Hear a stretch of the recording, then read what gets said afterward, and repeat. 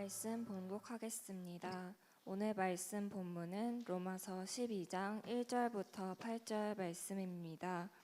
그러므로 형제들아, 내가 하나님의 모든 자비하심으로 너희를 권하노니 너희 몸을 하나님이 기뻐하시는 거룩한 산 제물로 드리라. 이는 너희가 드릴 영적 예배니라. 너희는 이 세대를 본받지 말고 오직 마음을 새롭게 함으로 변화를 받아 하나님의 선하시고 기뻐하시고 온전하신 뜻이 무엇인지 분별하도록 하라. 내게 주신 은혜로 말미암아 너희 각 사람에게 말하노니 마땅히 생각할 그 이상의 생각을 품지 말고 오직 하나님께서 각 사람에게 나누어 주신 믿음의 분량대로 지혜롭게 생각하라. 우리가 한 몸에 많은 지체를 가졌으나 모든 지체가 같은 기능을 가진 것이 아니니 이와 같이 우리 많은 사람이 그리스도 안에서 한 몸이 되어 서로 지체가 되었느니라. 우리에게 주신 은혜대로 받은 은사가 각각 다르니 혹 예언이면 믿음의 분수대로, 혹 섬기는 일이면 섬기는 일로, 혹 가르치는 자면 가르치는 일로, 혹 위로하는 자면 위로하는 일로, 구제하는 자는 성실함으로, 다스리는 자는 부지런함으로, 긍휼을 베푸는 자는 즐거움으로 할 것이니라. 아멘. 네, 좋은 주일 아침입니다. 주일 예배에 오신 여러분을 환영하고 축복합니다. 오늘 특별히 오후에 총대 모임이 있기 때문에 오늘 이 자리에는 총대 모임 때문에 또 함께 참여하신 우리 대표단 순장님들도 있을 거라 생각합니다. 모두를 환영하고 축복합니다. 저는 요즘에 지난 그 여름 때 우리 주일 채플에서 했던 신약 그 통독 챌린지 때 저도 일독을 하면서 특별히 저에게 은혜를 입혔고 또 큰 감동을 다시 한 번 더 묵상 가운데 주었던 말씀이 로마서의 말씀입니다. 그래서 언젠가 이 로마서를 가지고 우리 순장님들과 우리 지체들에게 이 말씀을 같이 나누고 다시 한 번 더 그 복음의 정수와 또 그 복음의 그 본질적인 의미와 또 그 복음의 특별히 복음을 인하여서 감동된 인생, 변화된 인생의 삶이 어떠해야 되는가에 대해서 다시 한 번 더 우리가 결단하는 그런 은혜의 시간이 있으면 좋겠다라는 생각이 들었는데 마침 이번 9월은 특별히 여러분과 함께 약 4주간의 일정 가운데 제가 이 말씀을 나눌 수 있게 되었습니다. 그러면서 저는 이 로마서를 묵상하면서 이런 질문을 저에게 한번 던져보았습니다. 우리는 어떤 영적 공동체로 성장해야 되는가? 지난주 우리 교구 순장 6명이 새롭게 또 선임이 되어서 우리 주일 채플이 명실상부 청년교회로서의 모습들을 계속적으로 세워져 가고 있고 만들어져 가고 있습니다.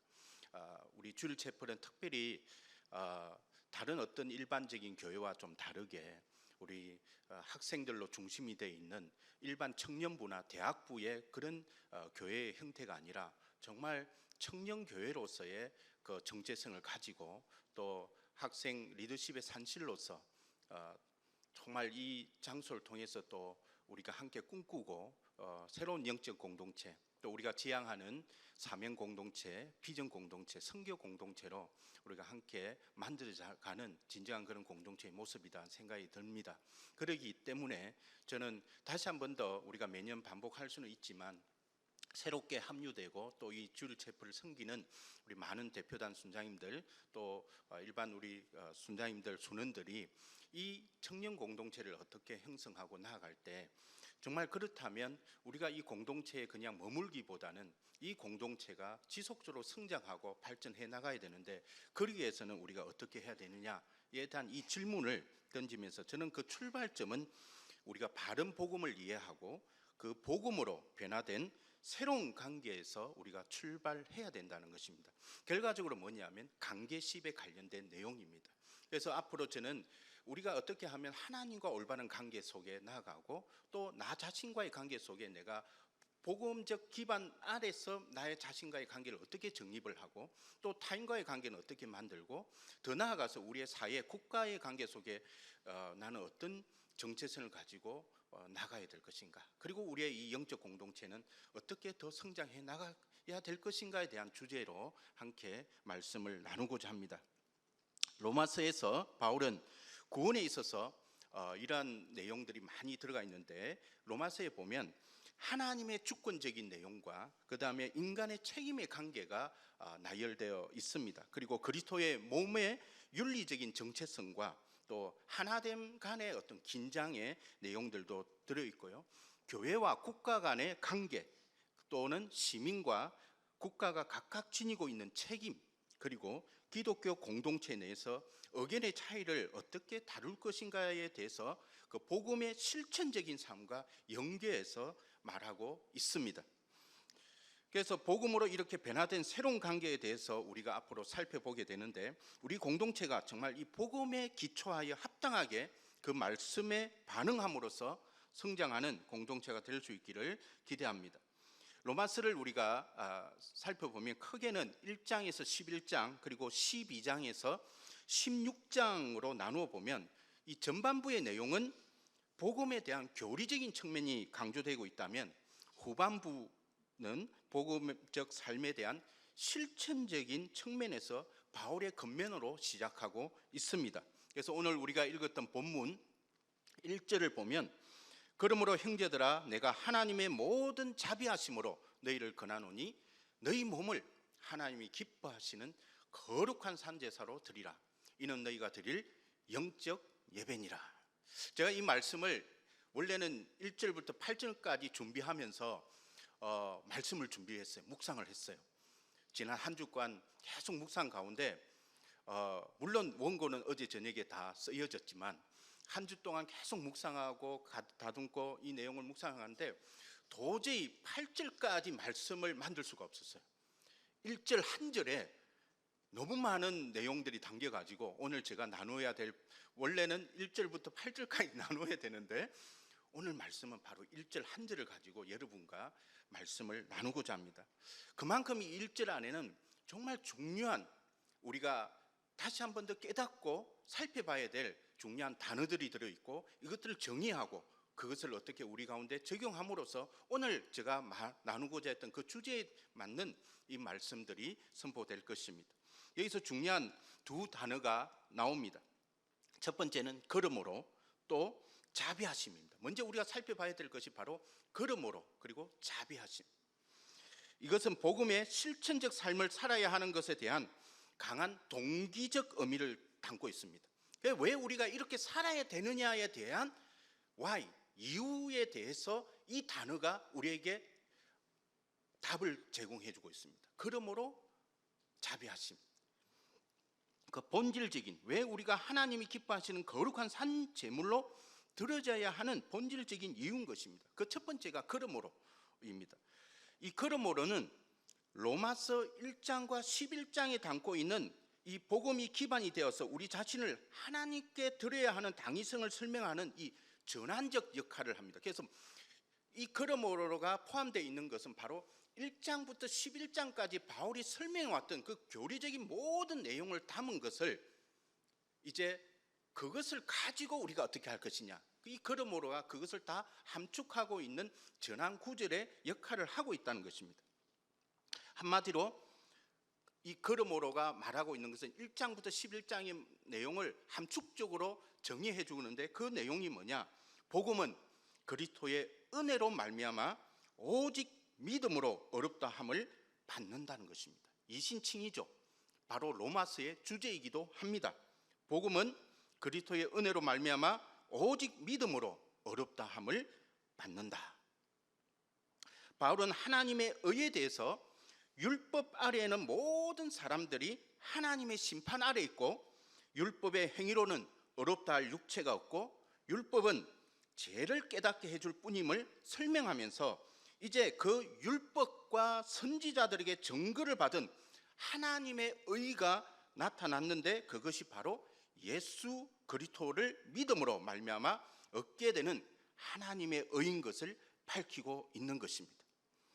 그래서 로마서 3장 22절에는 이렇게 말씀하고 있습니다. 곧 예수 그리스도를 믿음으로 말미암아 모든 믿는 자에게 미치는 하나님의 은이 차별이 없느니라. 지금 여러분이 여기서 또 하나 살펴봐야 될 단어가 바로 차별이라는 단어입니다. 여기 계속 보겠습니다. 이 말씀에서 우리 모두에게 죄에 대해서나 그리고 구원에 대해서나 이 은은 결코 차별이 없음을 강조하고 있습니다. 그래서 로마서 10장 12절에도 이렇게 말하고 있습니다. 유대인이나 헬라인이나 차별이 없습니다. 한 분이신 주께서 모든 사람의 주가 되사 그를 부르는 모든 사람에게 부요하시도다라고 말씀하고 있습니다. 그래서 로마서는 우리에게 바로 이러한 차별이 없는 한몸 공동체를 강조하고 있는 것입니다. 로마 교회는 바울이 직접 세운 교회가 아닙니다. 예루살렘을 방문했던 유대인들이나 또는 이방인 개종자들이 오순절 성령 강림을 경험한 이후에 로마에 돌아가서 교회를 세운 것으로 추측하고 있습니다. 그런데 이 교회는 소수의 유대인 그리스도인들만 구성되어 있지 않고 다수의 이방인 그리스도인들도 함께 참여하고 있었습니다. 그래서 이 교회는 인종적 그리고 문화적 차이가 존재하고 있고 때때로 이것으로 인해서 서로를 비판하거나 충돌하는 문제들을 안고 있었습니다. 유대인 그리스도인은 유대화된 기독교를 대표하는 사람들로 유대의 이 율법을 준수할 것을 강조했습니다. 그에 반해 이방인 그리스도인들은 율법에서 자유로운 바로 바울이 전한 이 복음의 지지자들이었습니다. 로마서가 쓰여지는 이 시기는 이미 바울의 3차 전도 여행 때이고 고린도에서 석 달을 머무르면서 편지를 작성하여 로마에 보낸 내용입니다. 그러기에 이미 바울의 1차, 2차 전도 여행 이후에 소아시아 지역과 그리고 마게도냐 일대에 세운 교회들이 이제 세워져 가는 과정 속에서 교리적 문제도 많이 정립해 가는 과정 속에서 이 로마 교회의 이 바울의 교리의 내용들이 이제 전해진 것들입니다. 바울은 이러한 배경적 정보를 가지고 바로 유대인 그리스도인과 이방인 그리스도인의 하예의 주선자 그 하예의 역할, 하예자로 그 역할을 하고 있는 것입니다. 그래서 존 스토트 목사는 바울의 이런 하예 사역의 두 가지 주제를 이렇게 설명하고 있습니다.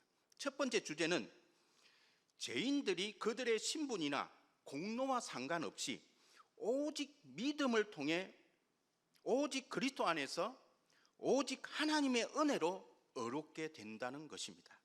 이것은 모든 기독교의 경험과 진리 가운데 가장 겸손하고 평등하게 만드는 것으로 그리스도인들의 연합의 근본적인 기초가 됩니다.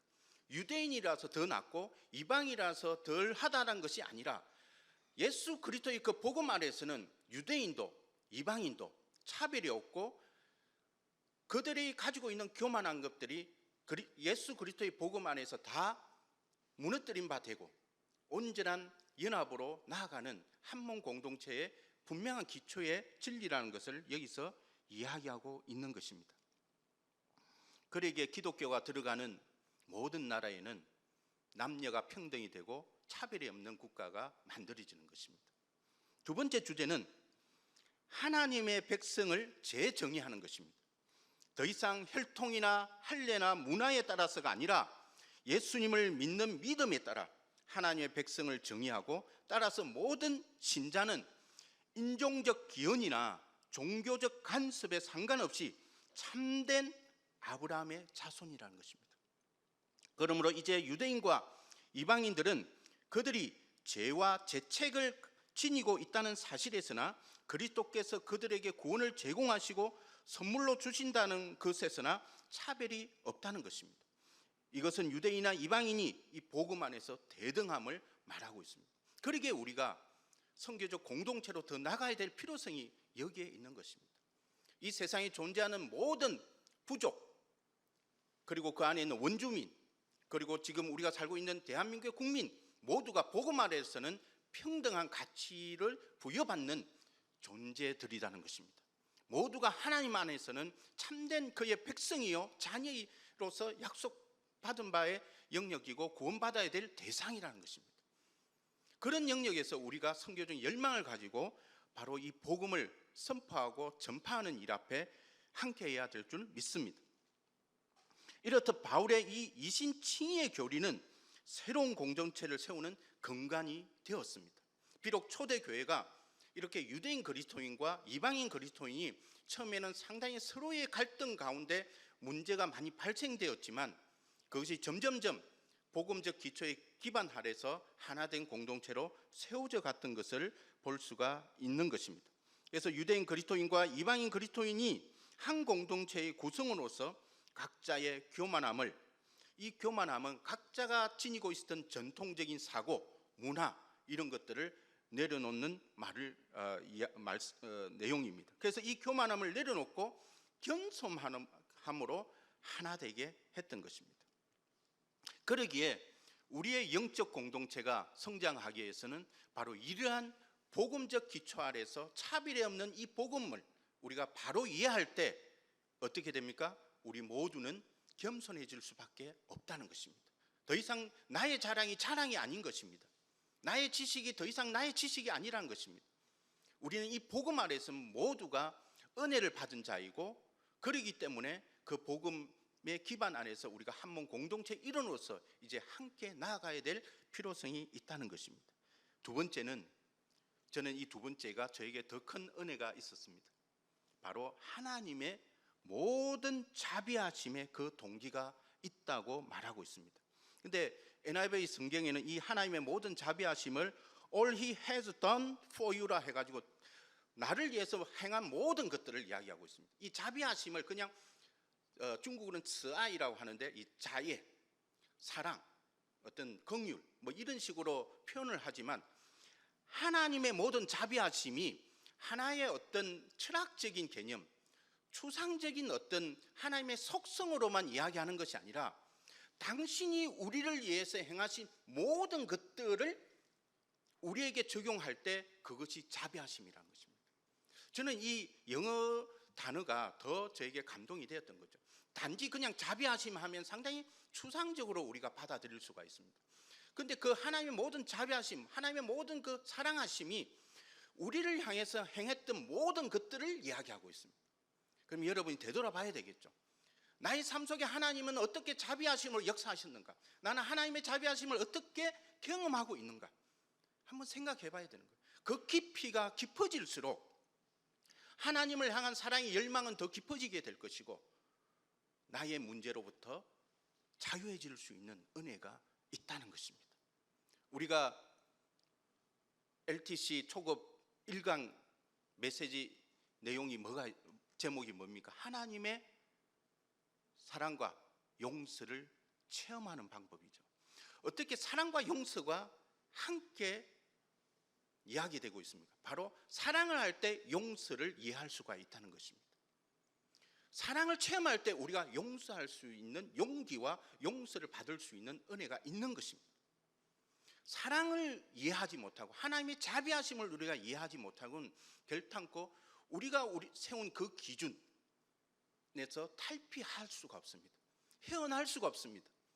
그것은 결과적으로 여러분의 율법이 되어서 여러분을 옥죄고 있고, 지금도 여러분이 그 속에서 자유하지 못한 가운데 하나님 앞에 구걸하고 있는 모습을 가지고 있는 것입니다. 얼마나 어리석고 불쌍합니까? 힘든 인생입니다. 하나님의 자비하심을 온전히 깨닫지 못하고 이 자리에 앉아 있는 여러분들이 있다면 정말 불쌍한 존재들입니다. 그리고 어리석은 존재들입니다. 그런데 그런 인생을 저도 동일하게 여러분 때에 살아갔고, 지금도 살아가다가 많이 회복된 존재이기도 합니다. 우리가 그러기에 그 하나님의 자비하심을 온전히 깨닫는 이 시간이 되기를 축복합니다. 그래서 이 히브리어 어법에 의하면 이 자비하심은 아까 제가 이야기했던 것처럼 하나님의 다양한 형태로 나타난 것을 의미하고 있습니다. 바울은 11장에 걸쳐서 하나님의 이 모든 자비하심을 설명했는데, 복음은 도저히 용서받을 수 없고 가치 없는 죄인들에게 주어지는 하나님의 자비입니다. 그래서 이 하나님의 자비는 절대적인 자비가 되고 있습니다. 절대적인 은혜이며 절대적인 긍휼입니다. 이야기했잖아요. 도저히 용서받을 수 없는 존재로부터 하나님의 자녀된 근세를 가지게 된, 신분을 갖게 된다는 것은 엄청난 은혜인 것입니다. 우리를 위해서 죽으시도록 자신의 아들을 보내심으로 우리를 믿음으로 값없이 의롭게 하셨습니다. 생명을 주시는 그분의 성령을 우리에게 보내셨고 우리를 그분의 자녀로 삼으셨습니다. 그래서 로마서 9장부터 11장의 핵심 단어도 이스라엘에 대해서 이야기를 하지만 거기에도 동일하게 자비라는 단어입니다. 구원은 원하는 자로 말미암도 아니요 다른 박질하는 자로 말미암도 아니요 오직 긍휼히 여기시는 하나님으로 말미암으며 그분의 목적은 긍휼의 그릇에 대하여 그 영광의 부요함을 알게 하는 것이 때문입니다. 게다가 불순종한 이방인들이 이제 긍휼을 입는 것과 마찬가지로 불순종한 이스라엘이 역시 긍휼을 얻게 될 것인데 하나님이 모든 사람을 순종치 아니하는 가운데 가두어 주심은 모든 사람에게 긍휼을 베풀려 하심이기 때문입니다. 그렇기 때문에 이방인이나 유대인이나 이 복음 앞에서 하나님의 긍휼 앞에서 차별함이 없고 동일한 적용이라는 것을 설명해 주고 있는 것입니다. 그래서 여기서 자비하심은 우리에게 행하신 당신의 긍휼적 사역을 의미하고 있는 것입니다. 바로 당신의 우리를 향한 사랑입니다. 따라서 그리스도인으로서 살아갈 충분한 이유는 그 사랑의 은혜에 대한 감사인 것입니다. 지금 우리가 살아야 되는 이유는 그 은혜를 은혜되게 하기 위해서는 감사의 삶을 사는 것입니다. 우리가 율법적 사고, 즉 도덕적 사고에서 벗어나지 못한 것은 이러한 그리스도의 긍휼하심, 이 자비하심을 충분히 깨닫지 못한 것에 기인합니다. 무슨 말이냐면 나는 아직도 가치 있는 놈이야, 나는 아직도 잘났어 라는 생각을 가지고 있습니다. 하나님의 앞에는 영이 돼야 되는데 아직도 자기의 의가 하나님의 의를 덮고 있습니다. 여러분 무슨 말인가 이해하시는 분들은 이해하실 거예요. 아직도 교만함이 있어요. 아직도 나의 의가 있어요. 아직도 나의 기준이 있어요. 아직도 나의 율법이 있어요. 그것에 나를 가두어 두고 있어요. 거기서 벗어나야 됩니다. 그럴 때 하나님의 의가 나에게 100%가 됩니다. 하나님의 긍휼이 100%를 나의 삶 속에 역사되어져야 온전하게 내가 그 하나님의 사랑에 반응하는 자로 이제는 살아갈 수가 있는 것입니다. 율법으로 결코 우리가 의롭게 될 수가 없다는 것입니다. 여러분의 기준, 여러분의 의, 여러분의 지식 어떤 것으로도 하나님의 의에 도달할 수가 없습니다. 그 모든 것은 허망입니다. 그것을 빨리 깨닫는 사람일수록 하나님께 감사의 반응의 삶을 살아가는데 더 빠르게 반응할 수가 있는 것입니다. 어떻습니까? 여러분 아직도 그런 것에 고민하는 분들이 계실까요? 아직도 어젯밤에 그런 고민 속에 잠 못 이룬 분들이 계실까요? 아직도 그런 허망한 것을 쫓아가는 분들이 있을까요? 아직도 자신의 의를 하나님 앞에 부르짖는 자들이 있을까요? 내려놓으시기 바랍니다. 절대적 그는 교만입니다. 여러분이 하나님의 절대적 의 안에 들어오시기를 바랍니다. 로마서 7장 23절에서 24절에 이렇게 말합니다. 내 지체 속에서 다른 법이 내 마음의 법과 싸워 내 지체 속에 있는 죄의 법으로 나를 사로잡는 것을 보는도다. 오라 나는 공고한 사람이로다. 이 사망의 몸에서 누가 나를 건져내려. 여러분 안심하십시오. 우리 바울 선생, 우리 바울 순장님도 우리와 동일한 성정을 가지고 동일한 고민을 했던 것입니다. 동일한 교만을 가지고 있었습니다. 동일한 자기 의가 있었습니다. 동일한 자기 허망한 욕심도 가지고 있었던 분이었습니다. 그러기에 우리와 같은 고백을, 여러분과 같은 고백을 동일하게 말씀을 하고 있는 것입니다. 그런데 바울은 그 하나님의 자비하심을 깨달았기에 8장으로 넘어갈 때 바울은 이렇게 이야기하고 있는 것이죠. 그리스도 예수 안에 있는 생명의 성령의 법이 죄와 사망의 법에서 우리를 해방하였음이라고 말하고 있습니다. 그리고 이러한 고백으로 마무리를 합니다. 로마서 8장 37절에서 39절. 로마서 8장은 정말 우리가 로마서 전체를 암송해야 되겠지만 8장을 절대적으로 암송하시기 바랍니다. 여기에 보면 이 모든 일에 우리를 사랑하시는 이로 말미암아 우리가 넉넉히 이기느니라.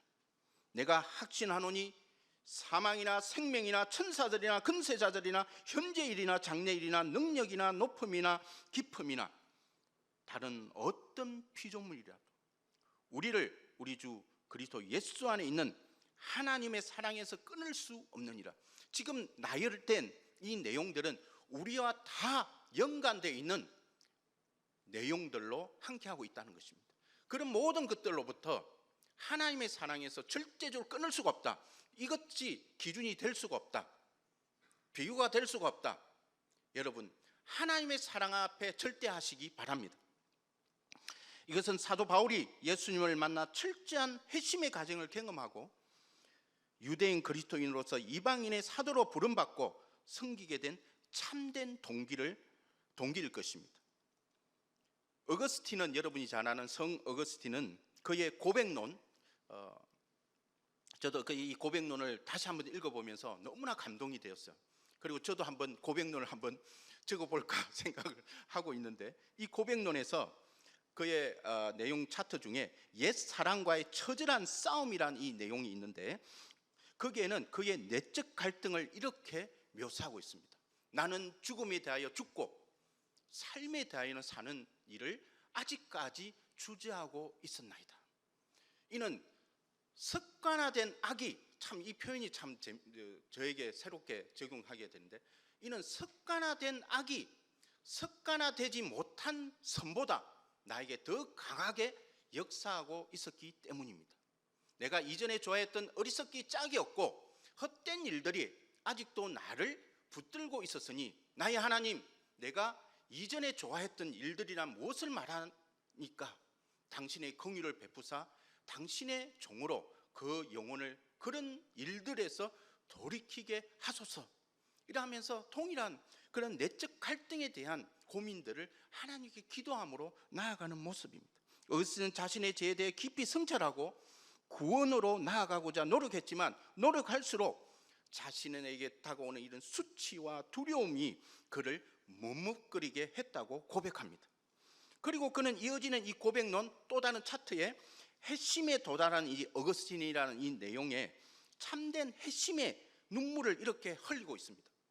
이렇듯 처절한 자기 반성을 통해 내 영혼, 은밀한 곳에 감춰져 있던 나의 모든 비참함이 드러나 내 심령의 눈앞에 쌓이게 되자 거대한 폭풍우가 일어나 소낙비처럼 세찬 눈물을 쏟아 놓을 것만 같았나이다.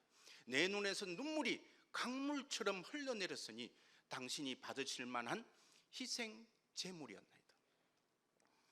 우리는 그 제 고백으로 하나님 앞에 눈물을 흘리면서 나아갈 수 있지만, 하나님은 그 눈물의 고백이 당신을 향한 사랑의 고백으로 전달되는 것입니다. 통렬한 반성, 통렬한 회심은 하나님을 향한 우리의 전적인 사랑의 반응의 고백인 것입니다. 여러분이 하나님을 향한 사랑의 고백이 있다면 바로 이러한 고백으로 출발하시기 바랍니다. 저는 여기서 무슨 성령 세례를 이야기하니 다른 어떤 교회에서 이야기하는 그런 논리를 말하는 것이 아닙니다. 정말 하나님을 사랑하는 자, 정말 내가 하나님을 사랑한다고 고백하는 자들은 이러한 통렬한 자기 고백을 하는 자들이 하나님을 온전하게 사랑하는 자로서 나아가는 그런 출발이라는 것을 말씀하는 것입니다. 그리고 고백론 구원받은 자의 기쁨, 이게 단계별로 있는데요, 이 구원받은 자의 기쁨이라는 차트에서는 이제 어거스틴이 이렇게 자유함으로 이야기합니다. 오 주여, 나의 주의 종이요, 주의 여종의 아들 곧 주의 종이라. 주께서 나의 결박을 푸셨나이다. 내가 주께 감사제를 드리이다. 당신을 내 심령과 내 혀가 찬양할지며 내 모든 뼈가 이르기를 여호와 같은 자가 누구리요 해야 할지니이다. 이들이 이를 때 당신은 내게 하다바사 내 영혼에게 나는 내 구원이라 이로소서. 전심으로 주님 앞에 이제 반응하며 전심으로 주님을 찬양하며 전심으로 주님을 사랑하는 고백의 찬양을 지금 드리고 있는 내용입니다. 어떻습니까? 여러분들 이러한 고백으로 나아가고 싶지 않습니까? 그리고 더 나아가서 그는 이렇게 또 이야기합니다. 오 나의 도움이시오 나의 구원자이시는 그리스도 예수여, 내가 목덜미를 숙여 당신의 쉬운 멍에를 메고 어깨에 당신의 가벼운 짐을 지게 된 것은 어찌 됨입니까? 그동안 상당히 무거웠잖아요.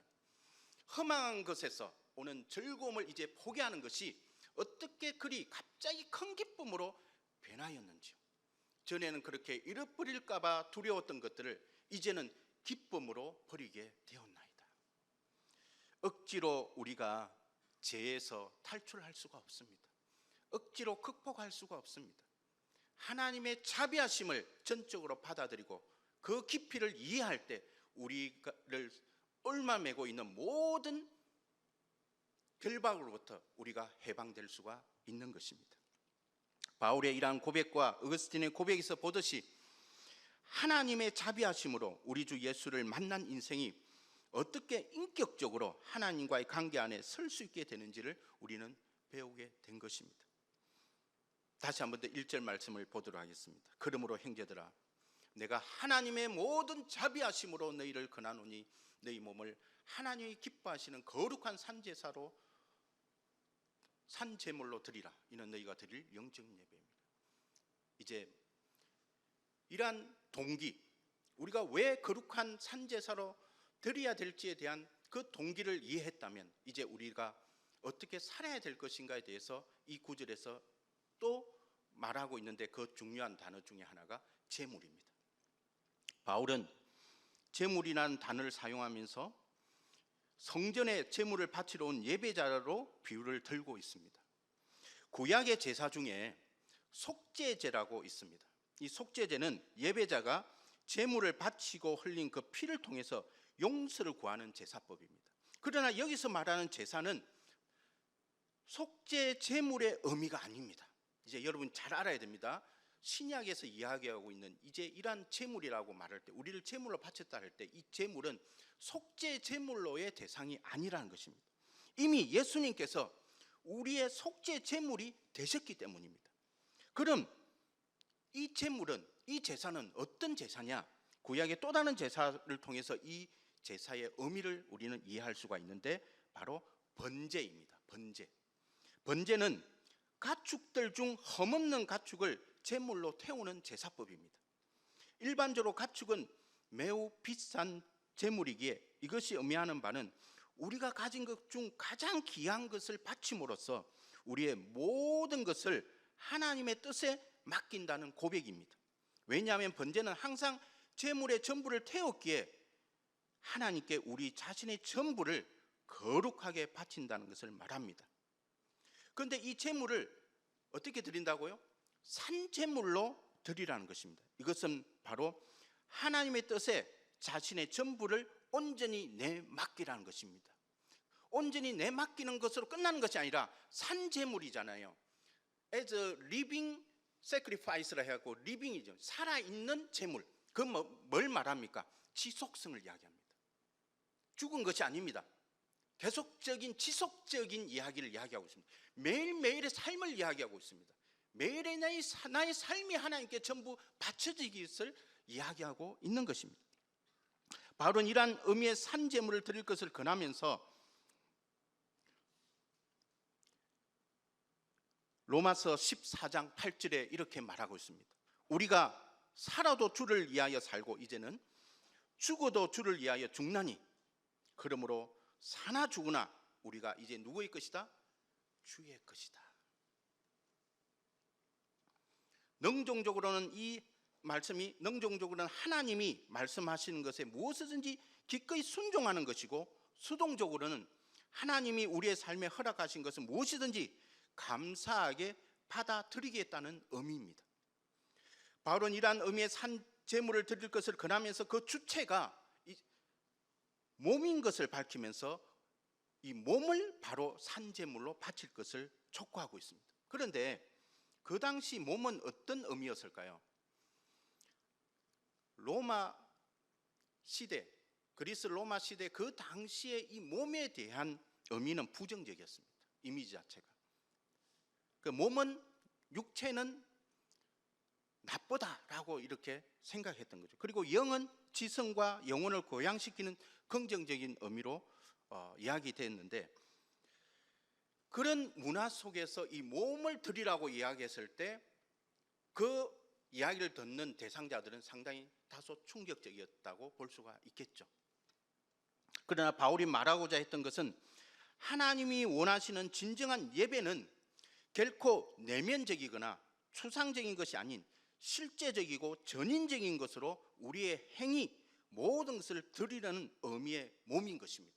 그래서 이 몸이 그냥 하나의 단순한 몸이 아니라 하나님의 은혜를 입은 자로서의 역할을 다 수행하는, 그래서 이어지는 2절부터 그 8절까지 놓으면 지체됨의 내용이 나오고 있습니다. 공동체는 이제 하나의 몸인데 지체들로 구성되어 있는 한 몸 공동체로 강조하고 있습니다.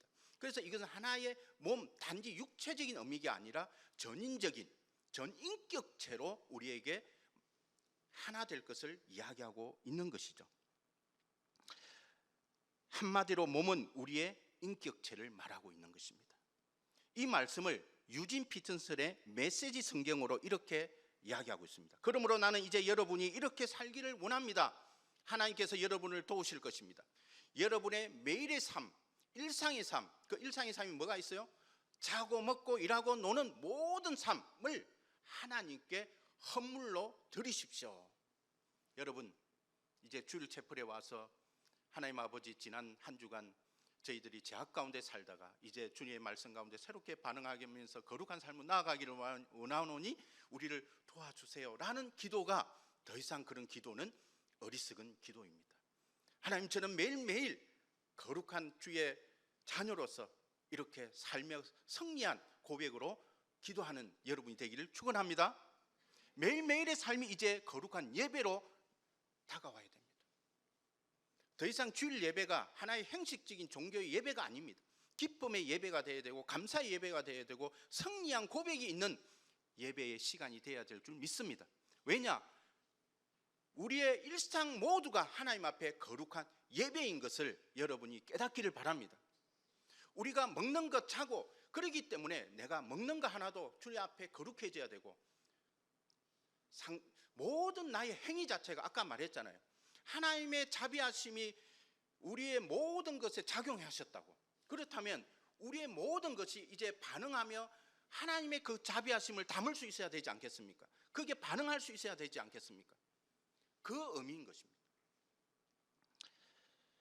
이것이 하나님이 기뻐하시는 거룩한 산제물로 드려지는 영적 예배인 것입니다. 여기서 영적이라는 의미는 참되고 합당한, 그래서 NIV에는 true하고 프라프 해갖고 이게 뭐냐면 참되고 합당한이라는 의미로 이야기하고 있는데, 지금 여기서 말하고 있는 핵심 의미와는 약간 다소 차이가 있습니다. 그래서 이것을 헬라어로 찾아보면 로기코스라는 단어를 사용하고 있는데, 이 로기코스는 뭐라고 말하냐면 합리적인, 논리적이란 말입니다. 말이 되는 이런 말입니다. 그래서 아까 말했던 참되고 합당한 그 의미의 해석보다는 합리적인, 말이 되는 예배, 합리적인 예배. 그러니까 이해돼요? 참되고 합당한 예배라기보다는 논리적이고 말이 되는 예배로 이성적이고 논리적이라는 것인데, 이것이 좀 더 말씀의 핵심에 가깝습니다. 왜 그랬냐면 우리가 거룩한 예배로 살아야 될 이유가 이제 상당히 논리적으로, 합리적으로 우리에게 읽혀졌고 그것에 근거해서 드리는 예배이기 때문에 말하고 있는 것입니다. 또 다른 합당한 것을 이야기하는 것이 아닙니다. 이미 기반이 된 것에 대한 예배의 삶으로 나아간다는 것입니다. 그렇기 때문에 상당히 논리적이고 이성적인 것으로 이해할 수가 있는 것이죠. 왜 우리의 모든 삶 자체를 주님께 드려야 하는가? 이것은 하나님의 자비하심, 즉 하나님이 우리에게 베풀어 주신 긍휼을 생각하면 우리의 전부를 바치는 것이 합리적이고 논리적이란 것입니다. 긍휼을 입지 못할 존재였다가 긍휼을 입은 존재였기 때문입니다. 여러분 어떻게 생각하십니까? 동의되십니까? 예수님이 우리 인생 가운데 행하신 모든 것들을 생각할 때 그 가치에 절대적으로 이룰 수 없는 은혜와 긍휼을 입는 인생이 우리의 인생들입니다.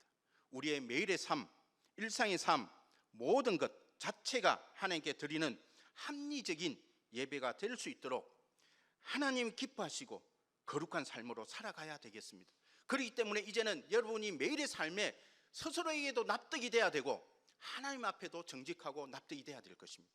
이제는 우리는 정말 논리적이고 합리적인 정말 그러한 인생으로 새롭게 변화된 공동체 일원으로 이제 이 자리에 서 있어야 될 것입니다. 말씀을 정리하겠습니다. 우리는 어떤 영적 공동체로 성장해야 하는가? 그 질문을 다시 던지면서 바울은 오늘 우리에게 복음의 가치를 깨달은 인생들이 이제는 하나님이 기뻐하시는 거룩한 산제물로 우리의 몸을 드릴 것을 권하고 있습니다. 산제물이라는 것은 지속성을 의미하고 있습니다. 매일의 삶 전체가 주님께 거룩한 예배가 되어야 되겠습니다. 이번 한 주간 여러분 인생 가운데 행하신 하나님의 모든 자비하심을 묵상하고 그 긍휼하심의 깊이를 깨닫는 시간이 되길 바랍니다. 그리고 그 깊이만큼 여러분의 모든 것들을 전적으로 하나님께 드리는 삶을 살고 하나님이 기뻐하시는 거룩한 삶으로 나아가는 결단이 있기를 주님의 이름으로 축원합니다. 함께 기도하겠습니다. 하나님 아버지 감사합니다. 오늘 아침 참으로 주의 말씀을 묵상하고 또 함께 이 말씀을 나누면서 그 하나님의 자비하심이 얼마나 우리에게 은혜이고 감사이고 또 우리가 주님께 나아가는 고백인 것을 깨닫게 해주셔서 감사합니다. 이제 더 이상 우리가 율법 가운데 우리의 죄악 가운데 묶여있는 인생이 아니라 하나님의 자비하심을 온전히 깨닫는 존재로서 정말 주님이 주신 그 긍휼의 인생을 온전하게 반응하며 살아감으로 거룩한 산제물로 주님 앞에 날마다 주님을 찬양하고 기뻐하는 인생이 될 수 있도록 축복하여 주옵소서. 감사하며 우리 주 예수 그리스도 이름으로 기도드립니다. 아멘.